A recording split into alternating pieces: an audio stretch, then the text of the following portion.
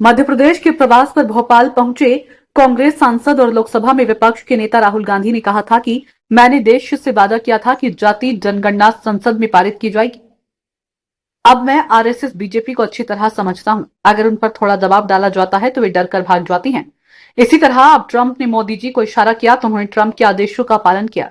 आजादी के समय से उन्हें आत्मसमर्पण पत्र लिखने की आदत है। राहुल गांधी ने कहा था कि डोनाल्ड ट्रंप ने उधर से फोन कर कहा, नरेंद्र सरेंडर। इधर नरेंद्र मोदी ने जी हुजूर कहकर ट्रंप के इशारे का पालन किया। एक वक्त 1971 का भी था जब अमेरिका का 7वां बेड़ा आया था, लेकिन इंदिरा गांधी ने कहा था, मुझे जो करना है वो कर कर रहूंगी। बीजेपी आरएसएस वालों का कैरेक्टर ही ऐसा है। इन्हें आजादी के समय से सरेंडर वाली चिट्ठी लिखने की आदत है। कांग्रेस पार्टी सरेंडर नहीं होती है। गांधी जी, नेहरू जी, सरदार पटेल जी ये सरेंडर वाले लोग नहीं है, बल्कि सुपर पावर से लड़ने वाले लोग हैं। वहीं राहुल गांधी के इन बयानों पर भारतीय जनता पार्टी ने तीखी प्रतिक्रिया देते हुए लोकसभा के नेता प्रतिपक्ष पर हमला बोला है।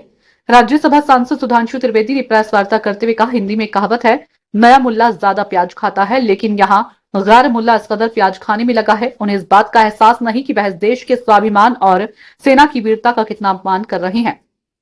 सुधांशु त्रिवेदी ने आगे कहा कि अभी तक कांग्रेस नेता पाकिस्तानी मीडिया में सुर्खियां बटोर रहे थे। उनके बयान पाकिस्तानी संसद में उद्धृत किए जा रहे थे। त्रिवेदी ने कहा, लेकिन पहली बार राहुल गांधी ने कुछ ऐसा कहा है जो पाकिस्तान के आर्मी चीफ ने भी नहीं कहा है, ना ही पाकिस्तान के किसी आतंकी संगठन ने कहा है। यहां तक कि मसूद अजहर या हाफिज सईद ने भी ऐसा नहीं कहा। इनमें से किसी ने भी नहीं कहा कि भारत ने आत्मसमर्पण किया है। मैं राहुल गांधी से पूछना चाहता हूं, क्या वह इन लोगों से एक कदम आगे निकलना चाहते हैं? अभी तक वह पाकिस्तान के लोगों, पाकिस्तानी सेना और आतंकी संगठनों को कवर फायर दे रहे थे। क्या अब वह उनके नेता बनने की कोशिश कर रहे हैं? भाजपा प्रवक्ता संबित पात्रा ने राहुल और कांग्रेस पर हमला बोलते हुए कहा कि ऐसा लग रहा है कि जैसे ये पाकिस्तान और चीन के पेड एजेंट हो। पात्रा ने कहा कि उन्होंने ऑपरेशन सिंदूर हमारी सेना और देश का अपमान किया है। कोई भी सभ्य नेता अपने देश के लिए इस तरह के शब्दों का इस्तेमाल नहीं करता है। उन्होंने कहा कि भारत कभी सरेंडर नहीं करता है। अगर कोई नेता इस तरह के शब्द का इस्तेमाल कर रहा है तो वह राजनीति लायक नहीं है। पात्रा ने कहा कि ऑपरेशन सिंदूर के तहत भारत ने पहलगाम हमले का बदला लिया था, जिसमें पाकिस्तान में 9 आतंकवादी लॉन्च पैड और 11 एयरबेस तबाह किए गए थे।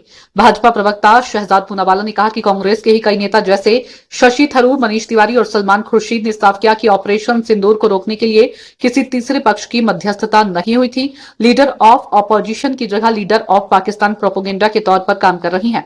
पूनावाला ने राहुल पर विदेशी मंचों पर भारत को बदनाम करने और पाकिस्तान के पक्ष में बोलने का आरोप लगाया है।